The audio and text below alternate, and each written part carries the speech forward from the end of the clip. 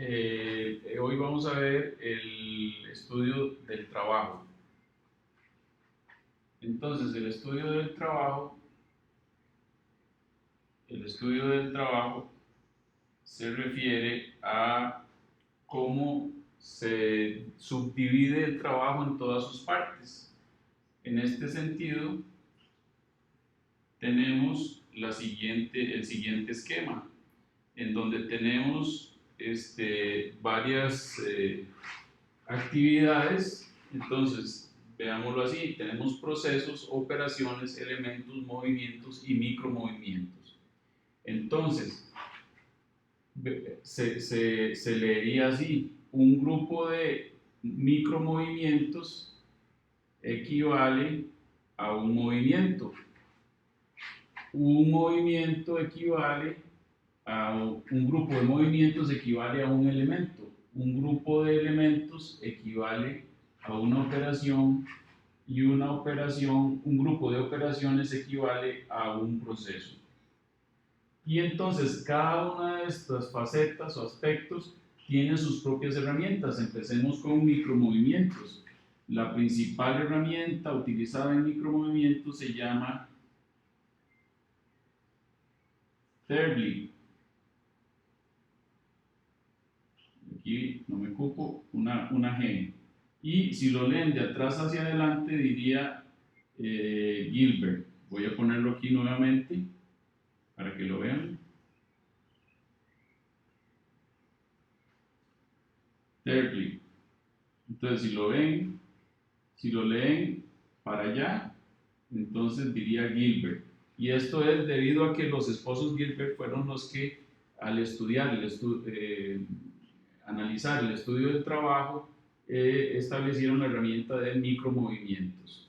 Dentro de lo que es el movimiento se tiene una herramienta que se llama el diagrama bimanual, que es describir qué es lo que hace la mano derecha y qué es lo que hace la mano izquierda, y empezar a analizar cuáles dan valor agregado o cuáles no, cuáles elementos, movimientos dan valor agregado y cuáles no. Luego tenemos entre elementos y operaciones, un diagrama que se llama hombre-máquina.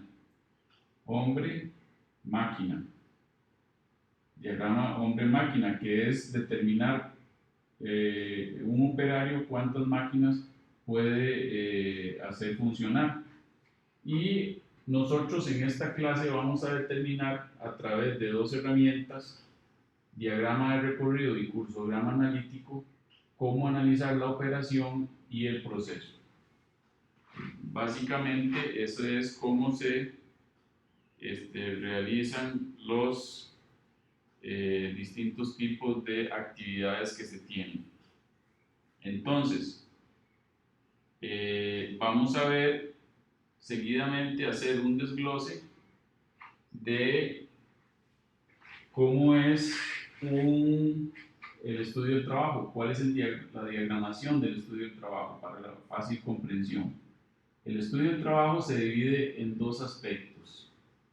El primero es el estudio del método,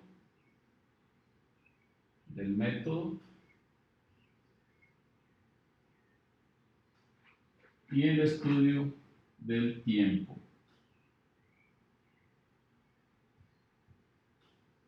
¿Okay?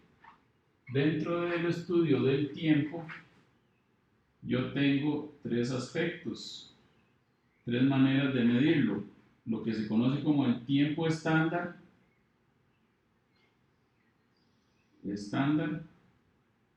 que es utilizar el cronómetro, pero no es tan fácil solo utilizar un reloj, sino que esto requiere de ciertos conocimientos técnicos. Por ejemplo, establecer quién es el operador calificado.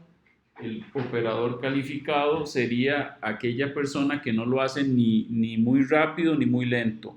O por ejemplo, no es lo mismo medir en la mañana que en la tarde. Entonces se requieren ciertos conocimientos técnicos. Ahora, la segunda herramienta sería balance de líneas. Este es determinar cuál es la operación que está generando el cuello botella y entonces tanto los que le proveen, quiénes son sus suplidores y quiénes son sus siguientes clientes dentro del proceso, balancearlo de tal manera de que todos estén que todos estén según el cuello, la operación de cuello botella. Y el tercero sería el muestreo del trabajo. Muestreo del trabajo, que esta es la utilización de la estadística para establecer cuáles operaciones, cuáles actividades son productivas, cuáles son improductivas. Por otro lado, tenemos el método que se divide en dos, básicamente. Los sinópticos, el análisis sinóptico y el analítico.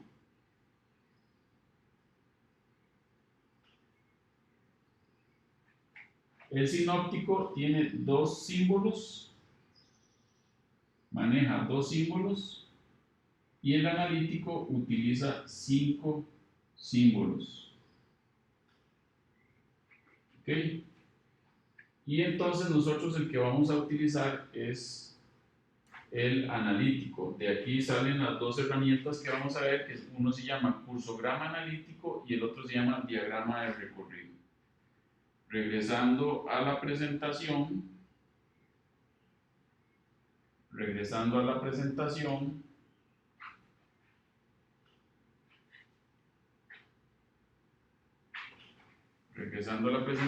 tenemos que para qué sirven los diagramas de flujo de proceso. Bueno, son una representación gráfica de la secuencia de las actividades de los procesos o las operaciones.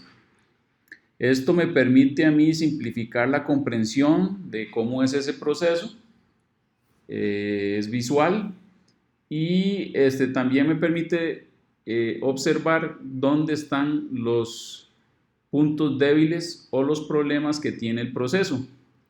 Además, me sirve como una herramienta de mejoramiento, porque sabiendo yo dónde están los puntos débiles, podría yo establecer una mejora en esa cuello de botella. Y lo otro es que también me permite saber quién es el que me debe dar el producto para que yo lo procese y a quién yo le tengo que entregar el producto. En este sentido tenemos el concepto de cliente interno, ¿verdad? Y el suplidor. Ahora bien, continuando con la explicación de estudio del trabajo, habíamos comentado que son 5 símbolos desde el punto de vista del método analítico, de análisis, valga la redundancia, de los procesos. Entonces, el primer símbolo es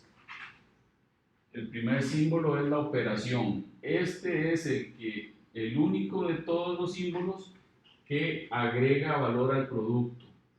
Entonces, tiene que ver con una transformación física o química de los insumos en salidas. Algunos puntos que se pueden observar es la transformación o el ensamble, la pintura, el moldeo, el corte, todo eso son sinónimos de lo que es una operación. Luego tenemos un aspecto importante. Dentro del flujo de proceso yo puedo estudiar dos cosas, pero tengo que definir cuál. Si estudio el movimiento o las operaciones, el trabajo que hacen las personas, o sigo más bien el producto. Entonces, de acuerdo a eso, el segundo símbolo es una flecha. Eso significa transporte. Y aquí yo puedo transportar con carga o sin carga. Pensémoslo de esta manera. Digamos que el operador, si vamos a seguir describir lo que está haciendo el operador, entonces el operador se quedó sin materia prima, tiene que ir a la bodega, entonces se desplaza sin carga, pero el momento en que regresa a su puesto de trabajo con carga, entonces ahí yo debo describir que es con carga. Ese es el punto. Y luego tenemos también el siguiente, es el almacenamiento, que se describe a través de un triángulo. Este almacenamiento se diferencia del siguiente, que es la ociosidad, en que este es planeado y la ociosidad no. Entonces, normalmente el 90% de los almacenamientos del proceso se inicia con desalmacenaje y se termina con almacenaje. También pueden haber almacenajes intermedios, por ejemplo, dependiendo del tipo de producto. Por ejemplo, la natilla, que requiere que las bacterias, o el yogur, que requiere que las bacterias trabajen ahí, entonces yo almaceno temporalmente.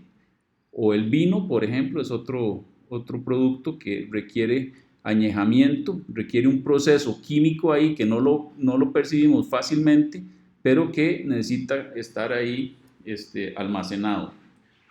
Seguidamente tenemos las últimas dos símbolos, que serían la ociosidad o el retraso, que su símbolo es parecido a una D, y este es el que menos agrega valor al producto. Entonces, cuando me aparezca esto, este es un punto donde yo puedo empezar a hacer mejoras, tratar de eliminarlo. Y el último es un cuadrado que se refiere a la inspección.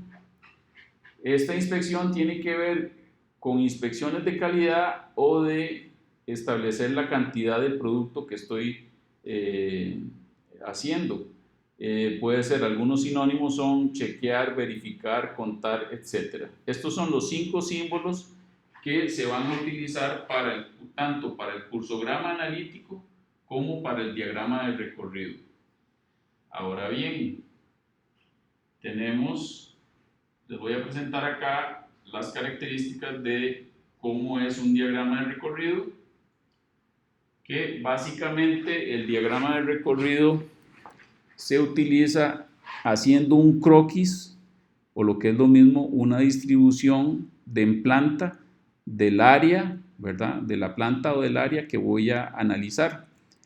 Y sobre ese croquis voy a ir colocando cada uno de los símbolos que vimos anteriormente. Eso lo vamos a ver más, quedará más claro en prácticas que hagamos. Y luego tenemos lo que es el cursograma analítico. El cursograma analítico es un formato donde también voy a plasmar la descripción de ese proceso. ¿Y cómo lo haría? De la siguiente manera. Aquí voy colocando la descripción de cada uno de los pasos del proceso o de las operaciones, y entonces en esta área voy a ir colocando un punto. Entonces pensemos que en este primer descripción eso es un desalmacenaje, entonces pongo un punto. El segundo es un transporte, entonces pongo un punto en transporte. El tercero, digamos que eso es una operación, ponemos ahí.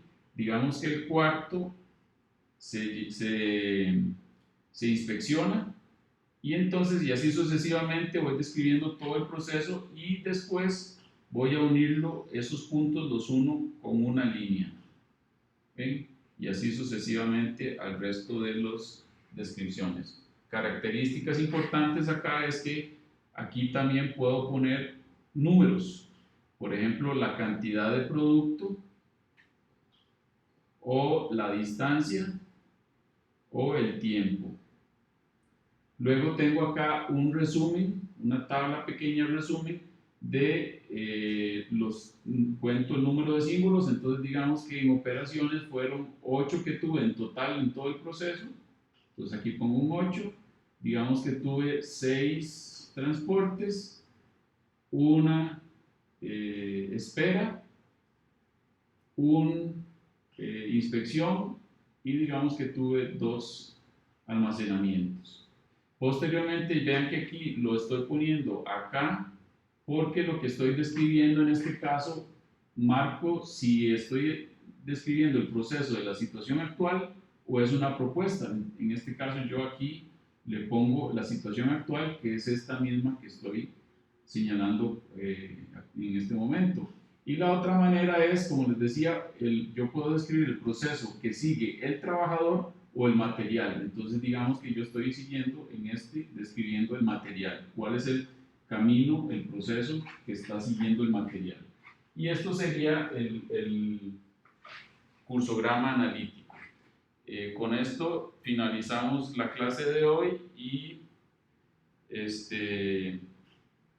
terminamos con esta clase. Gracias.